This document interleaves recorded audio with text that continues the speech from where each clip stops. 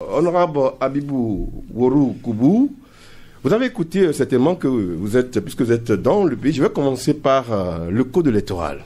Le code électoral qui continue de faire coller beaucoup d'encre et de salive. Votre collègue, le député, le président de la commission des lois, Orden Aladati, a organisé cette semaine même, c'était mardi dernier, une conférence publique.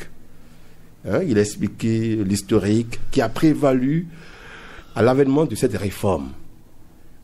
Parce que tout le monde voulait de cette réforme, comme l'a répété Jacques Manassé tout à l'heure. Et il a même fait des propositions par rapport à la question qui fâche les 20%. Malgré ça, il y a même le président de l'Union progressiste, le Renouveau, Maître Joseph Djogbenou, qui est intervenu il y a quelques heures et qui s'est prononcé sur la gouvernance de notre pays. Il a profité pour se prononcer sur l'actualité sociopolitique.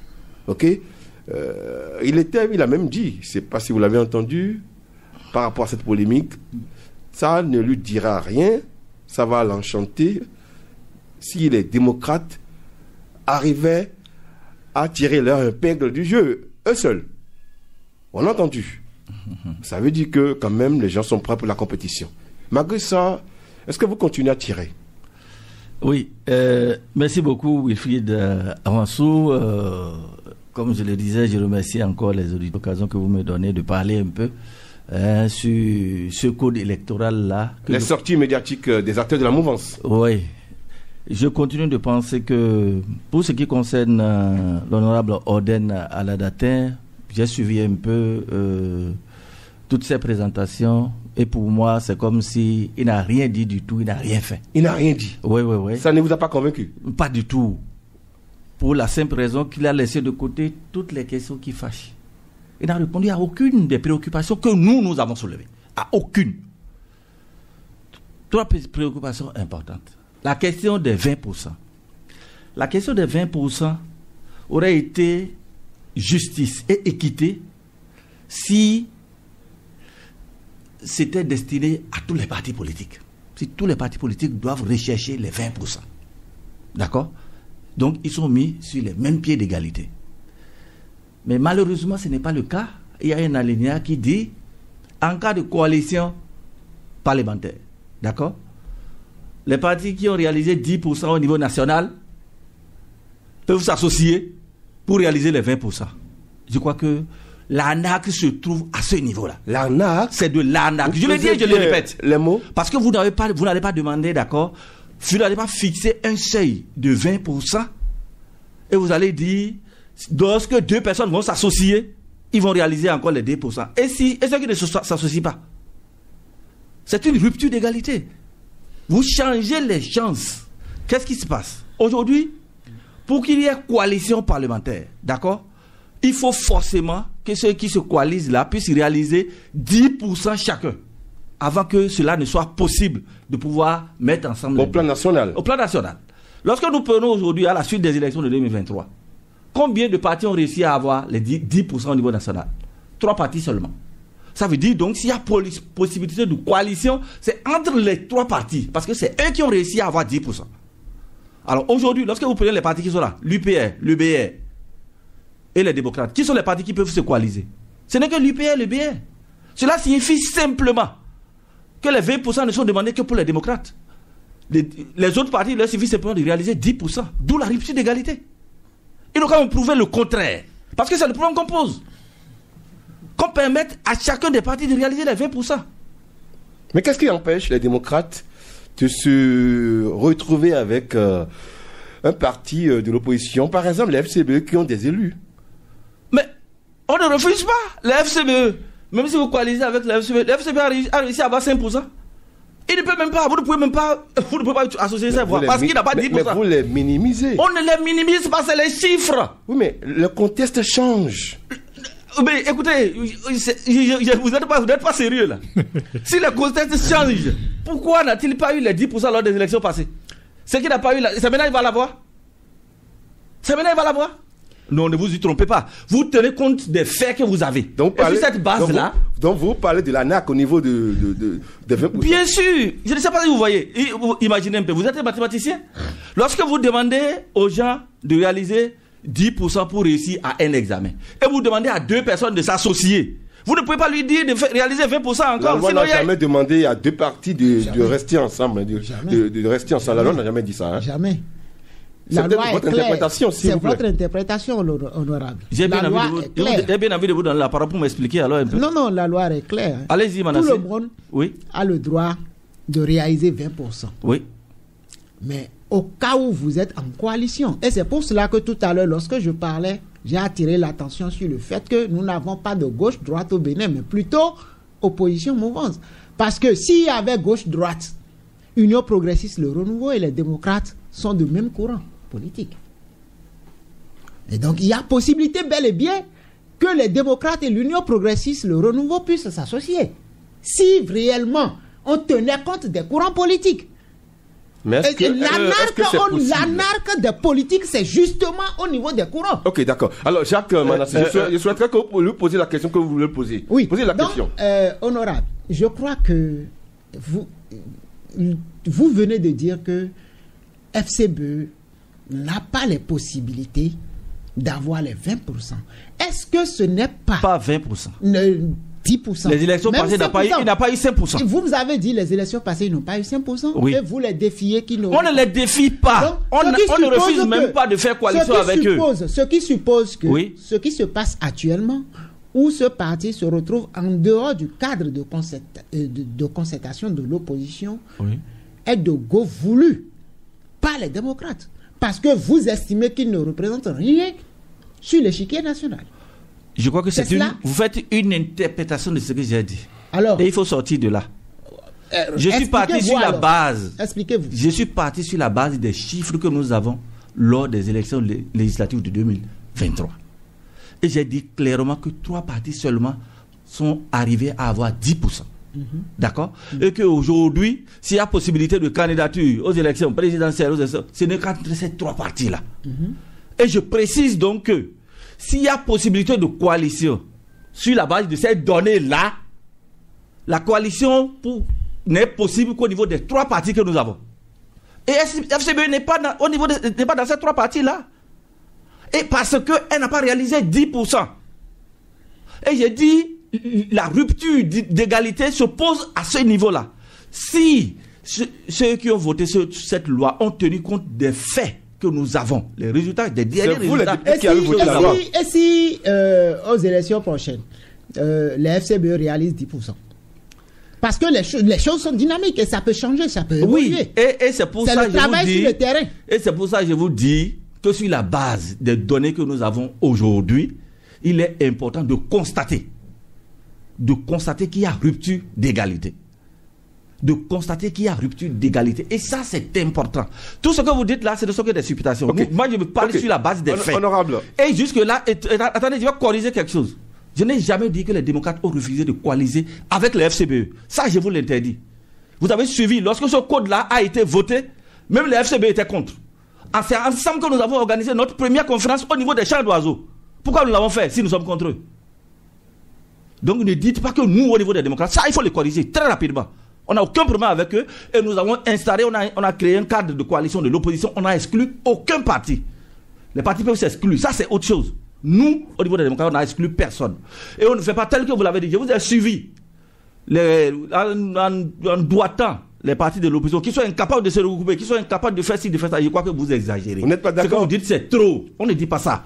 Même au niveau de l'opposition, ils sont incapables de se regrouper. Oui. Ce n'est pas seulement vous, j'ai dit les deux. Oui, c'est pour ça que j'ai dit ce que vous dites là, ça n'a pas de sens. Nous sommes devant des faits. Et il faut qu'on parle en conséquence. Parce que sinon, nous allons commettre des erreurs. Nous qui pensons que nous sommes des éclaireurs. Parce que les gens nous écoutent. Si nous induisons les gens en erreur, c'est très grave. C'est très grave. Je reprends. Lorsque nous sommes allés aux élections de 2023, d'accord, le seuil qui était fixé pour être éligible à l'attribution des sièges était de 10%.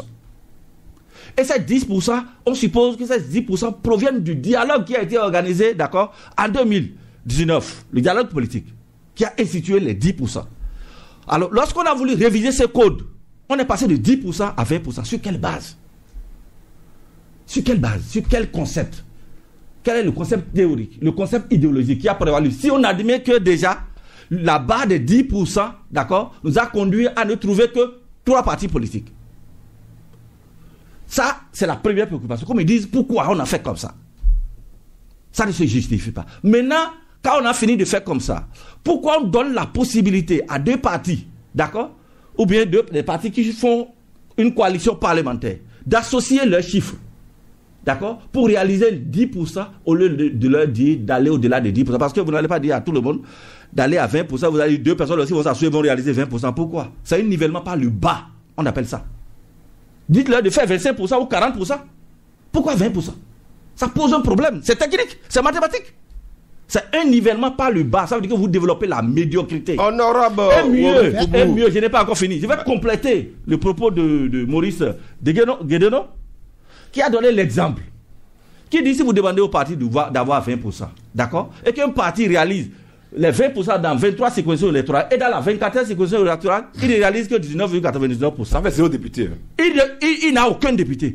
Où se trouve la représentativité? Quelqu'un qui a réussi à avoir 20% dans 23 circonscriptions électorales. Et dans la dernière circonscription, il a 19,99%. Mais c'est d'accord que vous oubliez l'objectif. Permettez-moi de finir. Allez-y, d'accord. Allez-y, on va vous aider, oui. Alors, et vous permettez à ceux qui n'ont réalisé que 10% et qui se sont associés de lever tous les sièges. Dans ces conditions, est-ce que les citoyens sont représentés dans le Parlement que vous avez? Vous créez de l'injustice. Vous ne pouvez pas vouloir régler un problème et en créer d'autres. C'est dangereux à mon avis. C'est quelque chose qu'il ne faut pas faire. Ce n'est pas intellectuel. Ce n'est pas intelligent non plus. Et tel que vous l'avez dit, on a dit, voilà le code qui peut causer des problèmes.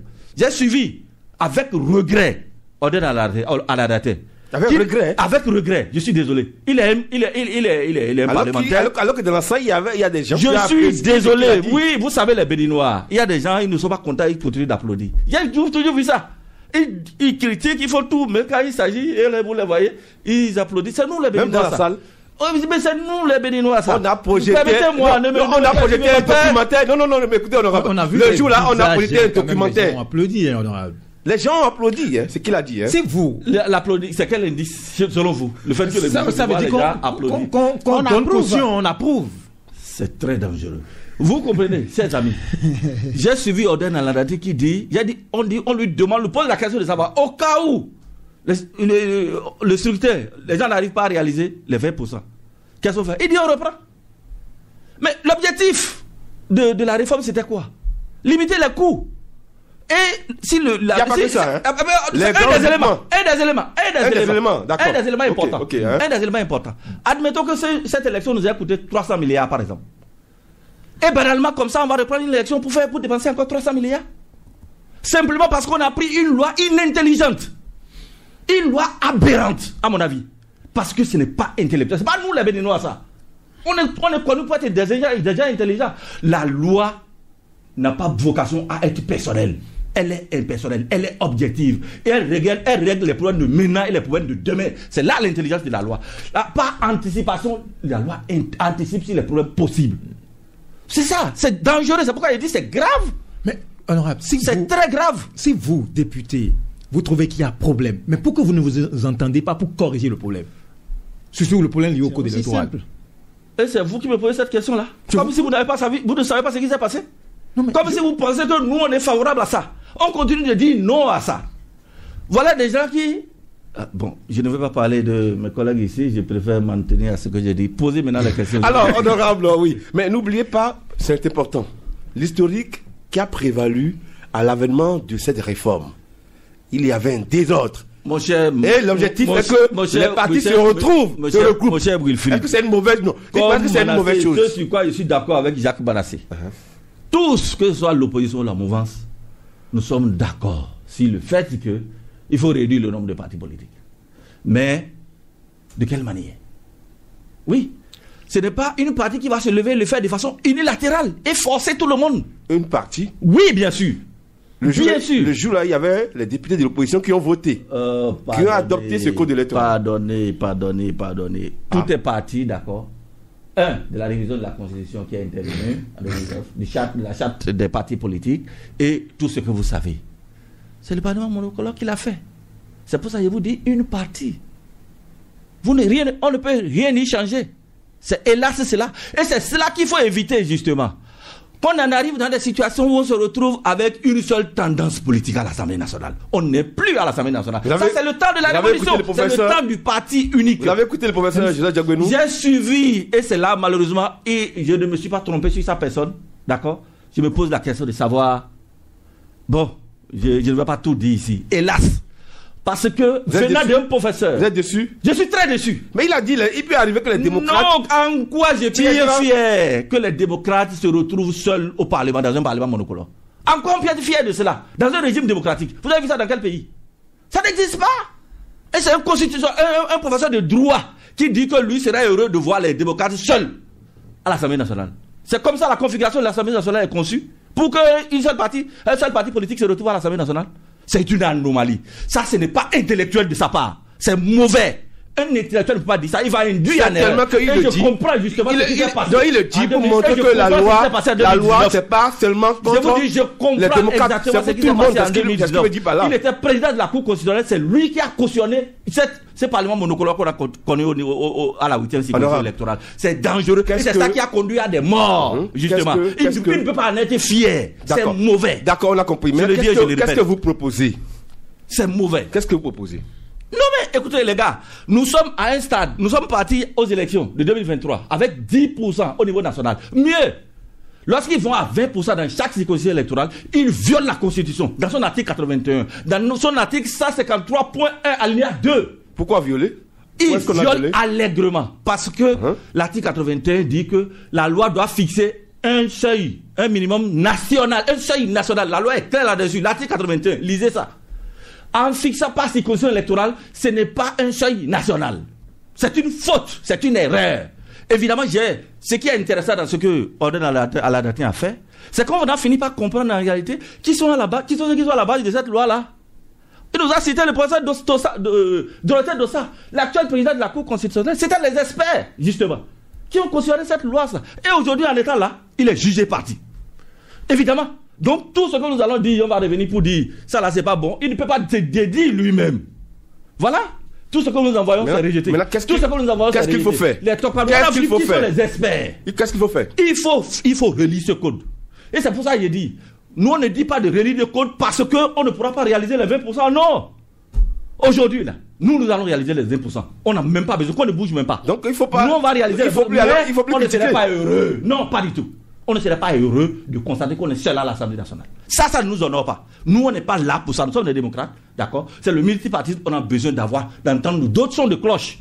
On ne peut pas être dans un régime démocratique et on va dire qu'on a un seul parti au Parlement. C'est honteux, c'est gênant. Qui était heureux lors de la 8e législature, lorsqu'on avait un seul Parlement, une seule tendance à l'Assemblée nationale? Qui peut dire qu'il était heureux? Qui est d'accord avec ça? Ce qui est mauvais, il ne faut pas répéter ça. Honorable. Il ne faut pas faire la promotion de ça. Il faut arrêter ça. On va s'intéresser à une autre actualité. L'ouverture de la 2e session ordinaire. Non, la première. Merci, première du Parlement. OK? Oui. Vous avez entendu, puisque les confrères sont revenus là-dessus, tout ce que le président du Parlement panafricain, il a interrogé les parlementaires sur le rôle qui sont appelés à jouer pour préserver la paix dans notre pays. Même le chef du Parlement béninois est revenu là-dessus. Oui. Je crois que je suis heureux de la manière dont votre collègue Maurice Guédénon... Ça vous arrange certainement, hein? Pas parce que ça m'arrange, parce qu'il a bien restitué les faits. Contrairement aux autres, qui pensent simplement que le président du Parlement panafricain a taclé les démocrates. Non, a taclé l'opposition. Je crois que c'est une erreur. Oui, il a dit ce qu'il y a de vérité à tout le monde. Oui, il dit, ça ne s'entend pas dans un pays démocratique qu'il n'y ait pas d'opposition et que l'opposition ne soit pas représentée au Parlement. Il a été clair là-dessus. Il dit c'est la gourmandise des dirigeants qui entraîne ça. Il faut éviter. Il a aussi dit que si les citoyens souffrent... Oui, allez-y. Il n'est pas fini. Dans le même temps, il dit qu'il ne faut pas s'opposer parce qu'il faut s'opposer aussi. Il faut être lucide. L'objectif du Parlement, c'est de faire en sorte d'élever le niveau de vie de nos populations. C'est de faire travailler pour le bien-être de nos populations. On est tous d'accord là-dessus. Pourquoi nous crions? C'est le rôle de l'opposition, là où ça ne va pas, de dire ici ça ne va pas. On attire l'attention. C'est pour corriger. C'est dans l'intérêt de tout le monde. Parce que quand vous faites mal, ce n'est pas pour vous seul, c'est pour tout le monde. Et ceux qui nous ont envoyés là ne sont pas là pour vivre la misère. Pas du tout. Donc on est totalement d'accord avec ce qu'il a dit. Mais ce que nous refusons, il ne faut pas déformer ça. Il ne faut pas dire qu'il est venu tacler l'opposition. Non, autant il a parlé pour l'opposition, autant il a parlé pour la mouvance. Si nous voulons le bien-être de ce peuple-là, nous devons travailler dans l'intérêt du peuple, pas dans nos propres intérêts. C'est de ça qu'il s'agit. Je vous remercie. Et quand il dit que c'est à cause des parlementaires que les citoyens souffrent. Bien sûr, il n'a pas menti. Lorsque vous avez une majorité qui n'est pas capable, d'accord, de proposer des lois en faveur des populations, et ça ne résout que leurs problèmes, ça pose un problème. C'est normal, parce que les lois viennent de l'Assemblée nationale. Si au nom de la majorité... Il n'y a pas que la majorité à l'Assemblée. Hein. Oui, si la majorité, il se fait que la majorité, c'est elle, il y a une majorité écrasante, ce sont ces décisions qui passent. Ce sont les décisions de la majorité qui passent. C'est ça, en vérité, c'est ça le problème. Lorsque vous refusez, si on avait la possibilité, cette loi-là, on ne serait pas en train de discuter, on l'aurait corrigée à l'Assemblée nationale si nous avons le nombre qu'il faut pour s'opposer à eux. C'est du fait que nous sommes minoritaires. C'est pour ça que cette loi-là est passée. Sinon, on ne serait pas en train de discuter. On l'aurait refusée depuis l'Assemblée nationale. Et c'est pour ça que c'est leur responsabilité. C'est leur responsabilité. Parce que nous, en son temps, on a dit non. Et on a attiré l'attention là-dessus. Pourquoi est-ce que vous ne pouvez pas démarcher vos collègues de la mouvance? Il faut les démarcher. Vous avez suivi Corvi? Il dit ni le chef, ni rien. C'est le président, c'est ce que le président dit qu'il faut. Malheureusement, hélas. Nous avons vu de gros intellectuels. Là, j'ai l'exemple de la loi sur la chefferie. Nous avons des collègues qui sont montés au créneau pour dénoncer, pour crier. C'est pas normal, ça ne se fait, on ne peut pas. Mais lorsqu'il s'agit de voter, ils ont acclamé tous. C'est ridicule. C'est déplaisant. Et c'est pour ça qu'on parle de député Godéo, c'est dangereux. Mais quelle est votre opinion? Quelle est votre opinion? Je crois que c'est ça le problème. Et on doit en arriver à cela. C'est vrai, la démocratie, c'est tout un processus. Je suis totalement d'accord. On est en train de construire notre démocratie. Nous devons travailler à ce que on ait notre propre voix. C'est très important. On ne doit pas être lié à ce point-là, au point de ne pas être capable de dire véritablement ce qu'on pense. Au motif qu'on a peur de X, qu'on a peur de Y. C'est dommage, c'est dangereux. Ce n'est pas bon pour la République. Finalement, on ne travaille pour la République, on travaille pour des individus. C'est ça qui est mauvais dans cette affaire. Alors, honorable Habibou Woro-Kobo, l'autre question sur laquelle je souhaite bien que vous opiniez, c'est l'appel que le président du Parlement béninois vous a lancé à toute la classe politique. La préservation de la paix. De la paix.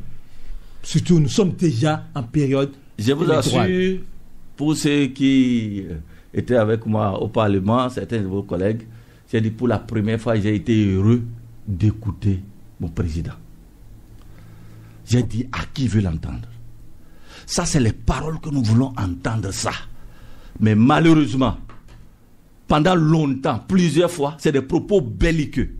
Oui, si vous ne voulez pas, nous sommes la majorité, on fait ce qu'on veut. C'est dommage, c'est ce qu'on a l'habitude d'entendre. Moi, j'étais le plus heureux quand j'ai entendu le président de mon Parlement dire cela.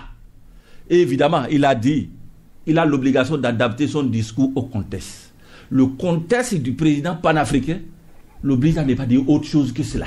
Bon, je ne voudrais pas lier ça à ça, mais je suis heureux de l'entendre et je voulais voir le président dire ce qu'il est en train de dire là. Il verra si on va le soutenir ou pas.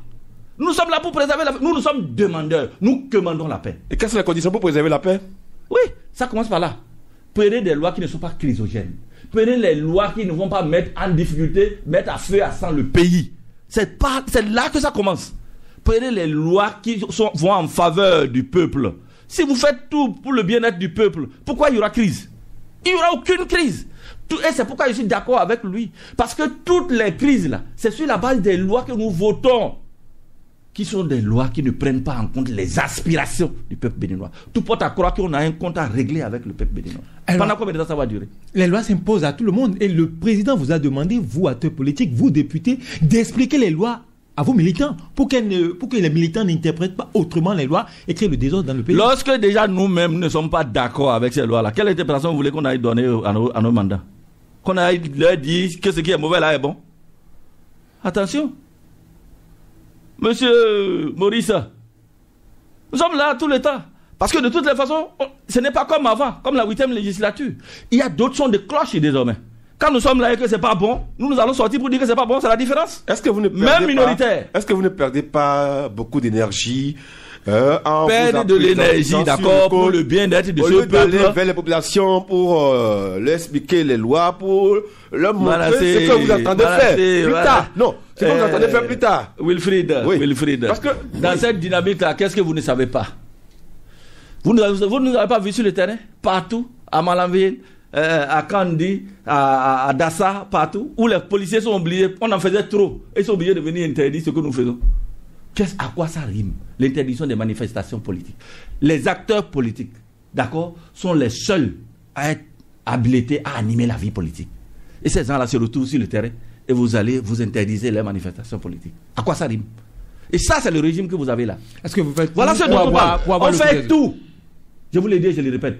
Récemment à Dassa, c'est même à notre propre siège qu'on est allé disperser au motif qu'ils sont en train de faire la politique. À notre siège, si on ne fait pas la politique, on va faire quoi? On va vendre de l'iam, on va vendre de la moutarde. Mais c'est quand même aberrant. Ça ne se conçoit pas. Et vous dites que la loi, si, en le faisant, on se fonde sur quel test? Dites-moi.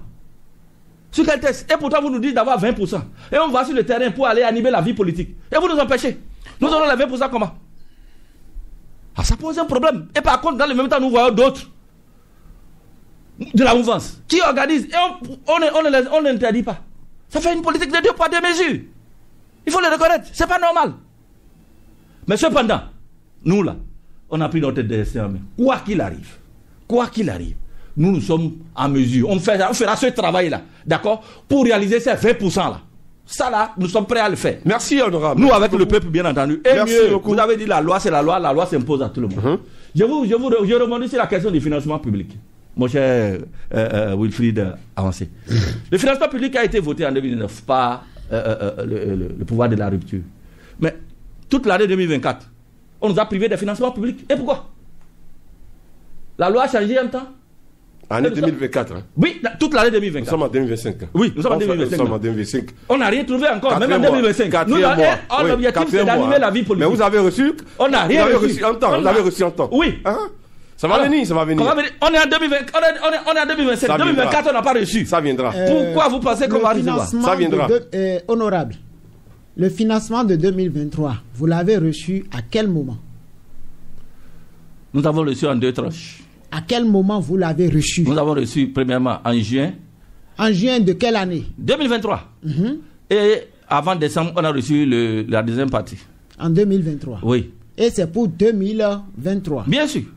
Ok. C'est bon? Et pour 2024, On n'a rien reçu. Ça Oui. viendra, Aucun ça parti viendra, ou certainement. Aucun un groupe a parti n'a un groupe reçu. n'a pas- Ok. Ok. Oui. Oui. Et vous avez cherché à savoir pourquoi On a cherché à aucun savoir. parti n'a reçu. On a cherché à savoir. Oui. Merci à vous, merci, Puisque- honorable. Honorable, je ne sais pas, avant de donner la parole aux amis auditeurs, je voudrais que vous me donniez certainement, parce que le chef de l'État, Patrice Talon, vient de faire 9 ans pour sa gouvernance. Je voudrais quand même que vous nous dites un élément qui a marché, qui marche bien dans le pays. Un élément qui marche. Parce que vous l'avez dit, hein, l'opposition, elle n'est pas là seulement pour tirer à boulet rouge sur tout. Quelque chose qui marche dans le pays, après 9 ans de gouvernance. Merci beaucoup. Avant de dire ce qui marche, je vais faire l'effort de faire une mise au point. Les journalistes de mon pays ont l'habitude, lorsqu'ils invitent l'opposition, à intervenir, surtout sur ce qui marche. Hein, ils ont l'habitude de ne prendre que ce qu'il a dit sur ce qui marche, d'accord, comme son propos. Et c'est la raison pour laquelle, en tant qu'on m'avait dit, j'évite de dire ce qui marche. Parce que le président a tellement, il a la chaîne nationale, toutes les chaînes publiques, d'accord, pour faire sa publicité, pour dire tout ce qui marche. Des choses marchent dans le pays quand même. Je sais, des choses marchent, mais oui. vous avez la maladresse, d'accord, quand l'opposition dit ce qui marche, d'accord, de ne prendre ça en compte. C'est ça le danger en fait. C'est ça en fait le danger. C'est ça en fait le danger. Alors, comme vous le dites, mon cher ami, je vais d'abord dire, avant de dire tout ce qui marche, j'ai constaté simplement que le président Talon, le président Patrice Talon, ce qui n'a pas réussi, c'est... Non, ce qu'il a réussi à faire, vous ne voulez pas dire ça. ce qu'il a réussi à faire. Il faut le laisser dire ce qu'il veut dire. Il a réussi certainement beaucoup de choses, comme beaucoup d'autres gouvernements. Oui. Soyons sincères, hein, soyons sincères. Oui, soyons sincères. Je suis très sincère avec vous. Je vais être très sincère avec vous. En tant que citoyen. En tant que citoyen béninois, d'accord. Dans le domaine du numérique, aujourd'hui, le président Patrice Talon a réussi quelque chose de formidable. Oui, dans le domaine du numérique. Mais au-delà de ça, beaucoup d'autres choses n'ont pas marché. Déjà, du point de vue politique, comme je le dis, le président n'a pas gouverné comme si on était dans une république. Oui. Tout s'est passé comme si il a ses objectifs, il ne travaille que pour ses objectifs, pas pour le peuple béninois. Je crois que de ce point de vue, ça pose un problème. Parce que quand vous faites comme ça, ce que vous avez fait ne tient que pour la période où vous êtes là. Oui. Parce que du fait que vous faites peur à tout le monde vous craint, aussi bien dans votre camp, au niveau de la mouvance, que au niveau de l'opposition, d'accord? Tout ce que vous voulez, c'est ça qui passe. Vous êtes devenu la loi fondamentale, vous êtes devenu la constitution, vous êtes devenu tout. C'est ce que vous dites, c'est ça qu'on considère comme la constitution. Quand c'est comme ça, le problème se pose lorsque vous partez. Tout ce que vous avez fait, c'est remis en cause. C'est pour ça qu'il dit, c'est comme si on n'est pas dans une république. Si on est dans une république, on travaille sur la base des tests. Et quand c'est sur la base des tests, ça reste. Ça n'a rien à voir avec votre personne. Et tout le monde qui vient fera sur la base de ces tests-là. Je crois que c'est l'une des erreurs fondamentales. Ça, il faut le dire. Je le dis et je le répète. Merci à vous, honorable. Vous allez écouter maintenant les amis auditeurs. Est-ce que je peux écouter le premier intervenant sur cette ligne? Ils sont très nombreux à participer, comme d'habitude, à cette émission. Regarde, nous sommes sur Cap FM, samedi 12 avril 2025. En direct chez vous, Wilfried Afasso. Bonjour. Bonjour, Wilfried Afasso. Comment vous portez-vous? Très bien. Nous allons vous écouter rapidement. Alors, c'est M. Achiwaouna. Monsieur Achiwaouna, nous vous écoutons. Je salue l'honorable Habib et je salue aussi vos collègues qui sont avec vous. Vous savez, moi, je veux opiner d'abord sur la sortie médiatique du président de la commission des lois. Orden Aladatin. Orden Aladatin, c'est vrai. C'est ce que le député a dit. Quel a été l'objectif de la réforme? C'est pour faire des économies à l'État. Et tout le monde parlait de la réforme parce qu'on disait qu'en son temps, à chaque 7 mois, on allait aux élections. Ce qui n'est pas normal. Vous savez, un temps, on a dit un cas de vacance de pouvoir. C'est le président de l'Assemblée qui dirige 3 mois après, il organise les élections pour choisir un autre président. Et tout ça là, c'est des coûts à l'État. C'est ça l'objectif de la réforme. Si le président de la commission des lois vient nous dire maintenant qu'en cas d'élection infructueuse, on va reprendre les élections. Non, monsieur Achiwaou, non? Oui. L'honorable Orden Aladati vous a convaincu? Allô? Il vous a convaincu? Non, il ne m'a pas convaincu. Il ne m'a pas du tout convaincu. Nous ne pouvons pas souhaiter quelque chose de son contraire.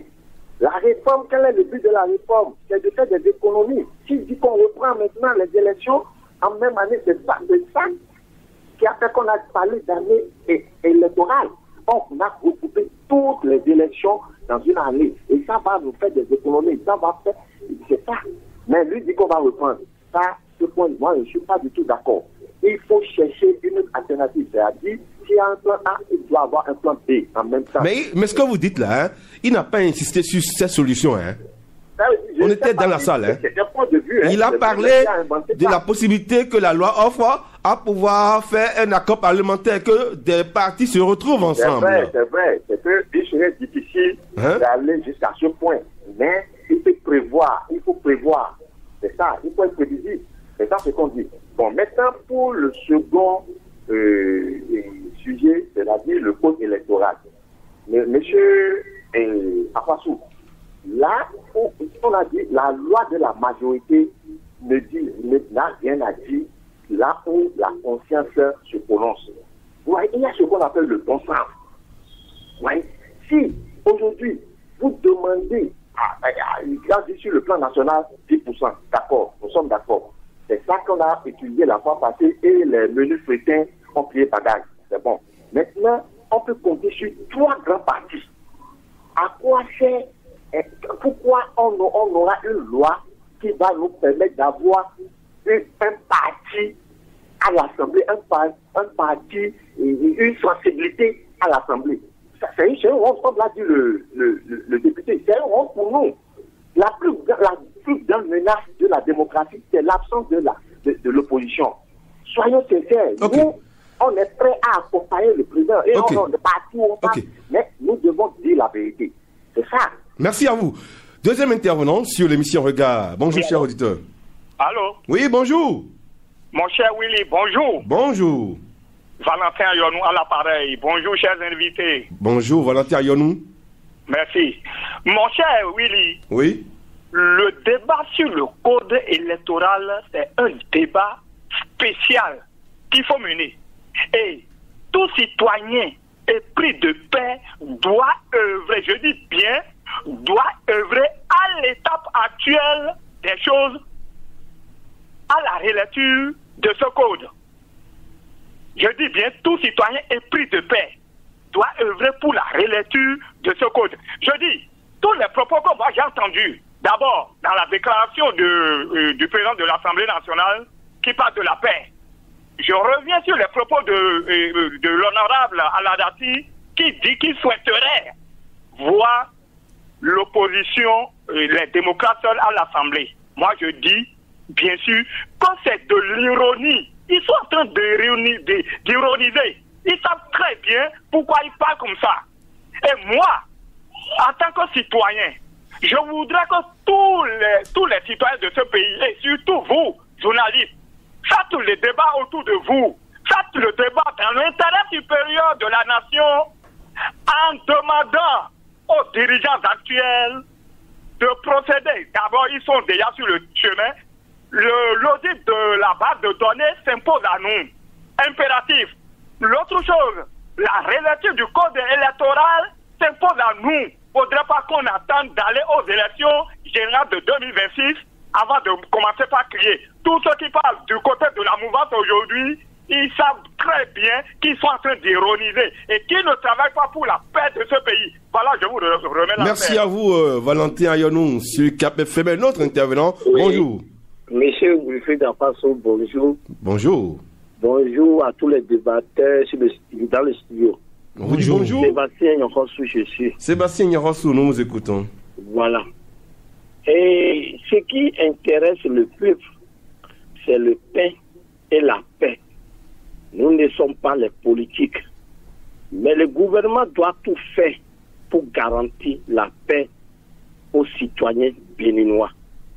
Parce que cette loi, ce code qui parle de 20% dans toutes les circonscriptions, sans qu'on n'a pas dit au cas où aucun des partis n'aura pas les 20%, qu'est-ce qui va se passer? Il y a toujours, s'il y a un plan A, il doit avoir un plan B. Parce que l'élection que nous voulons organiser au Bénin en 2026 est une première, parce que c'est une élection générale. On ne peut pas aller essayer d'abord avant de revenir en arrière pour refaire. Ça serait grave pour nous. Ça peut nous amener dans l'impasse. Et c'est ce que le peuple craint. Parce que les élections de 2019, les cicatrices sont encore là. Les pleurs, tout ce qui s'est passé, les Béninois n'ont pas oublié. Pour cela, s'ils veulent faire quelque chose, si les politiques veulent faire quelque chose, ils n'ont qu'à regarder le peuple et savoir que le peuple n'est pas dans leurs yeux. Il doit tout faire pour nous garantir la paix. Parce que même si un parti se retrouve à l'Assemblée nationale, ça n'honore pas notre démocratie, ça n'honore pas notre pays. Et l'élection monochrome qu'on avait parlé en temps, est-ce que ça honore notre pays? Ce n'est pas bien. Donc le code, cette affaire de 20%, ils n'ont qu'à revoir ça et revoir aussi le problème de parrainage pour donner libre cours à un député de parrainer celui qu'ils veulent. Parce que si c'est le député a voulu quelqu'un et c'est son parti qui va lui donner l'ordre, qui va accepter d'abord, ça veut dire que ce n'est plus la volonté du député. Ça serait alors la volonté du parti. Si c'est ça, il faut mieux dire que c'est le parti qui va choisir le candidat, que de dire que le député va donner parrainage. Ça, ce n'est plus un parrainage. Parce qu'il va donner, c'est le chef de son parti qui va valider d'abord. Il vaut mieux dire que c'est le chef du parti qui va donner parrainage à celui qui va aller au présidentiel. Donc, c'est des choses qu'il faut corriger. Nous ne voulons rien que la paix. Nous ne sommes pas les politiques, mais nous sommes là. Ils n'ont qu'à nous garantir la paix. Sébastien Yanfonso, bonne émission. Merci à vous, un autre intervenant sur KPFM. Bonjour. Allô. Oui, Paul Chaudaton depuis le stade du feu général Mathieu Kéréko. Paul Chaudaton. Je salue tes invités jusqu'au à l'honorable. Hein. Je vous salue. Paul Chaudaton, bonjour. C'est de bonne guerre. Quand j'entends que ce code électoral menace quoi. Ça ne menace personne. C'est ceux qui veulent les suivre dans leurs idées qui vont subir les rigueurs de la loi. Hein. Le Bénin n'est plus comme le Bénin d'hier.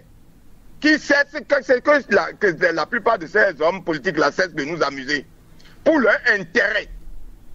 Vous êtes allé chez quelqu'un qui vous a servi du riz avec la viande et vous lui demandez pourquoi le bœuf qui est attaché là, on n'a pas encore égorgé. Ceux du parti gauche là, ils ne sont pas allés aux élections pour obtenir 28 députés. Alors, où se trouve le problème? Et on vous dit aujourd'hui cette loi votée là, allez vous réunir, mettez-vous ensemble pour trouver les 20%. Vous êtes exclus? Vous êtes déjà allé aux élections pour dire que telle loi a tel souci, telle loi a tel souci. Allez les utiliser d'abord. C'est ce qu'on vous a servi, ça. C'est vous-même les politiciens là qui ont voté cette loi-là. Ça s'impose à vous tous. Arrêtez de nous amuser. Ceux qui veulent vous suivre là pour faire violence là, tant pis pour eux. C'est ça, c'est ceux qui ont subi ça dans le passé là, vous êtes encore vivants, non? Si quelqu'un veut faire violence là, il n'a qu'à aller faire ça avec sa famille, pas avec moi. Quand on va dire élection là, moi j'irai au vote, au bureau de vote. Votez. Basta. Un pour l'un ou pour l'autre. Où se trouve le problème? Et tout le temps, c'est ils ont pris plus de 9 ans à faire des échanges verbaux au lieu d'aller au concret. Et c'est à l'approche des élections maintenant qu'on trouve des... Arrêtez un peu. Ok. C'est tout. Ça s'impose à vous tous. Allez chercher les 20% là, allez travailler. Vous voulez jouir des fruits de l'État, l'argent facile, et vous voulez nous prendre, nous, comme des choses là. Nous sommes vos électeurs, non? Et c'est vous qui utilisez les 4x4 pour aller s'asseoir là-bas et maintenant on veut D'accord, nous opposer. on a compris. Paul Chaudaton, merci. Un autre intervenant. Bonjour. Willy, bonjour. Bonjour. Anselme Pindior, je vous appelle de Anselme Pindior, nous vous écoutons. Mon frère, comment vous allez? Très bien. Ok, saluez vos invités. Bonjour. Moi, je ne vais pas monopoliser l'année. Je ne suis pas venu pour grogner ou faire des choses, dire des choses sur les antennes. Non. Je suis venu demander seulement à l'État où se trouve aujourd'hui la politique du Bénin. Est-ce que nous n'entendons pas vers le dialogue national? Parce que ce que je vois là, le chef de l'État nous a dit que le Bénin est un pays de pagaille. Mais est-ce que le gouvernement de la rupture n'arrive pas à mettre fin à ce pagaille?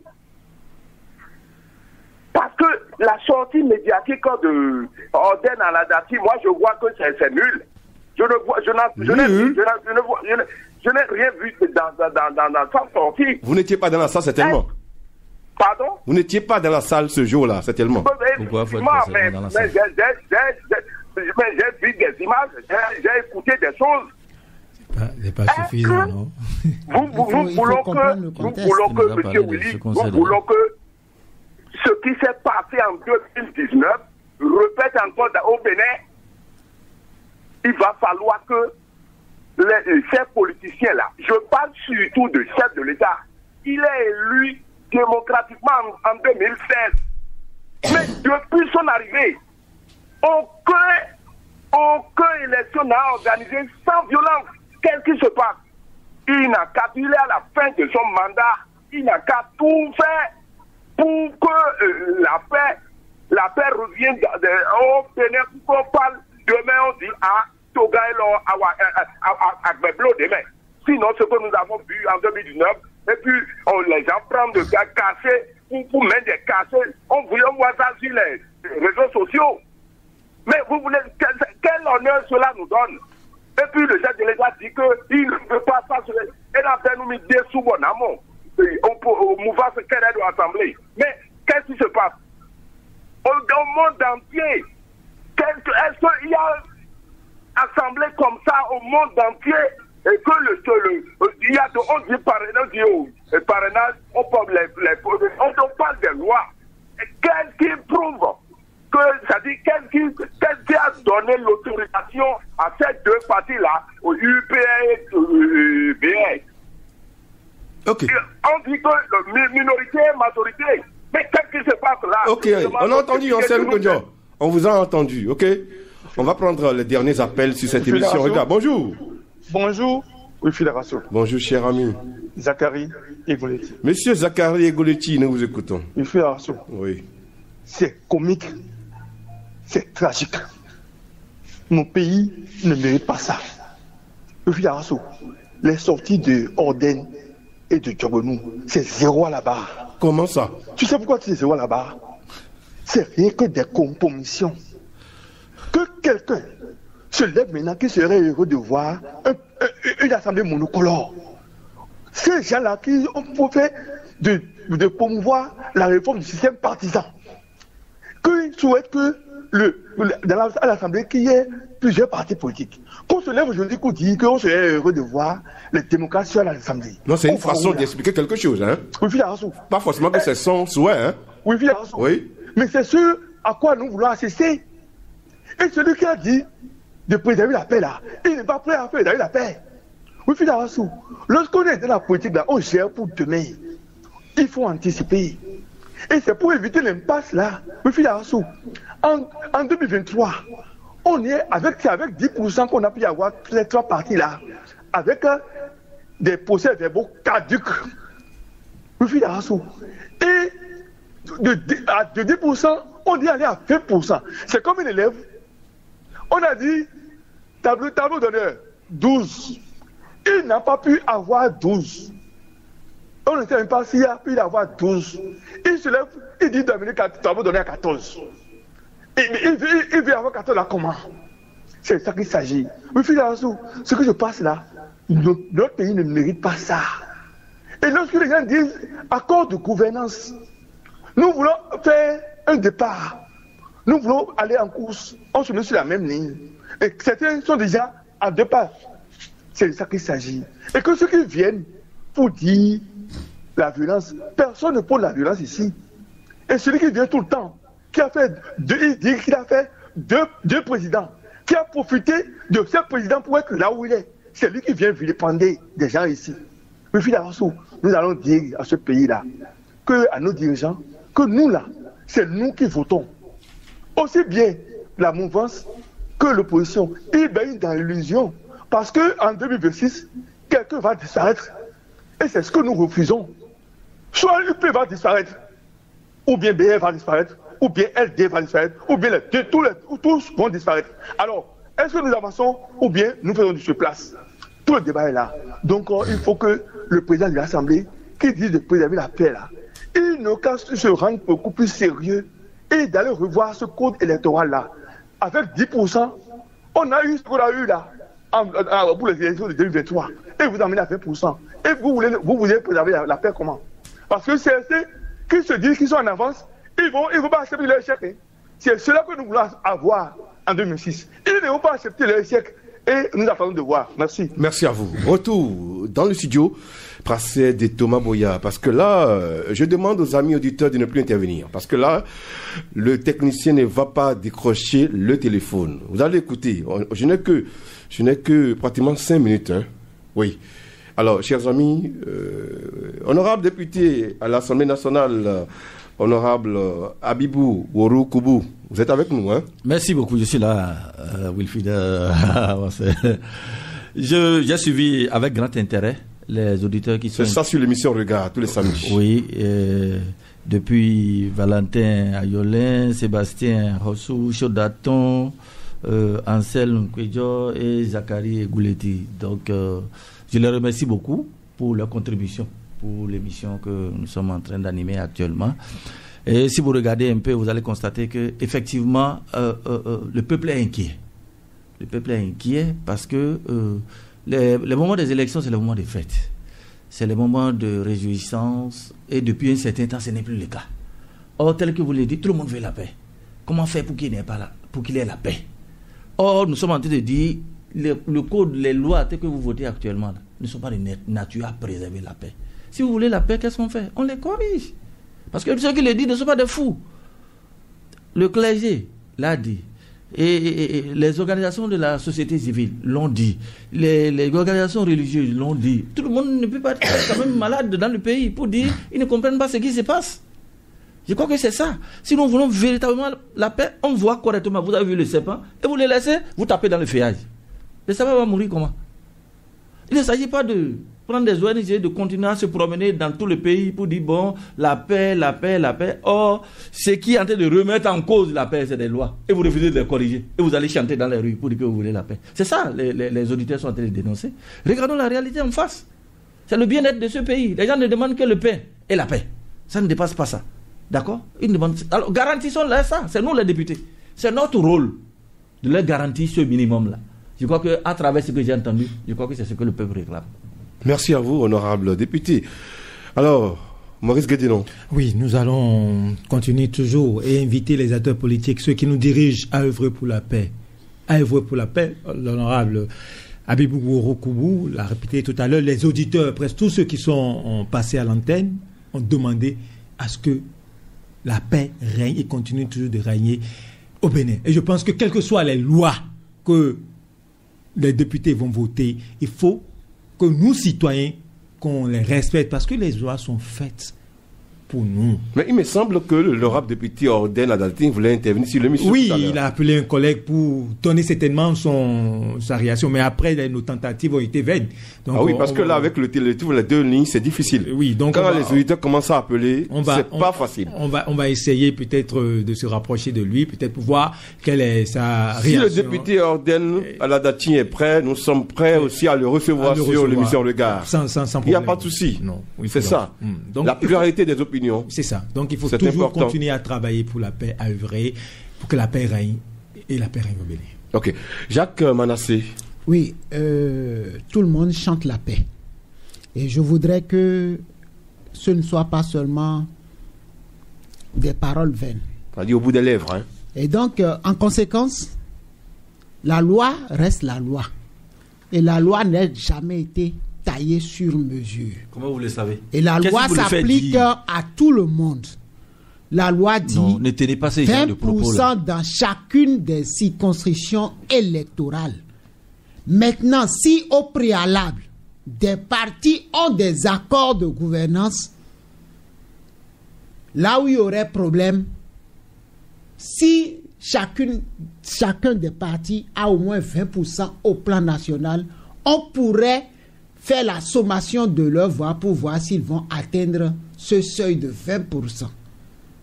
Et c'est ce qu'il faut. Si on veut travailler pour la paix, il faut restituer la vérité de la loi. Le reste, ce sont des interprétations. Et c'est ça que je tiens à dire. Si nous voulons travailler pour la paix, restituons la vérité de l'esprit de la loi. Et après, nous allons interpréter. C'est quoi l'esprit de la loi? C'est ce que vous venez de dire là. Honorable, vous voulez réagir?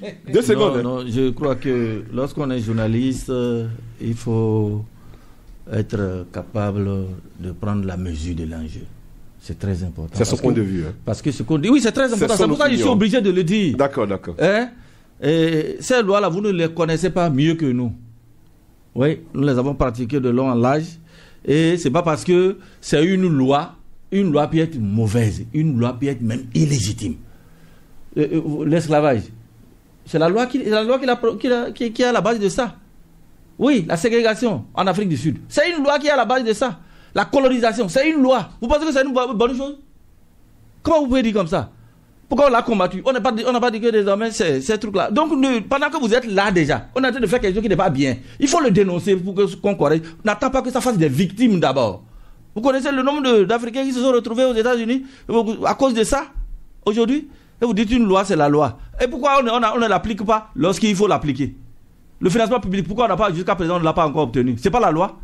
Pourquoi c'est pas appliqué? Le statut de l'opposition. Le statut de l'opposition. Le statut de l'opposition. Ce n'est pas voté. Il y a eu ségrégation. Ce n'est pas voté. L'attribution. Ce n'est pas voté. C'est pas voté. Le statut de l'opposition. On connaît le chef de file de l'opposition jusqu'à aujourd'hui. Voilà, ne nous dites pas ça. On ne peut pas appliquer lorsque ça nous arrange et lorsque ça nous arrange pas, on n'applique pas. C'est le contexte dans lequel on est. Il faut avoir l'amabilité, le courage de le dire. C'est pas ça qui va vous faire que on va vous chasser comme journaliste. Même si on vous chasse, on vous allez chasser pour une bonne cause. Les gens vont vous respecter. Merci à vous. Merci à vous, honorable député Abibou Worokoubou, député du Parti Les Démocrates. Merci d'être passé sur l'émission Regard ce samedi 12 avril 2025. Merci à mes chers confrères, Jacques Yedafo Manassé, Maurice Guédénon qui est mon collègue. Merci également à tous les auditeurs qui sont intervenus dans cette émission.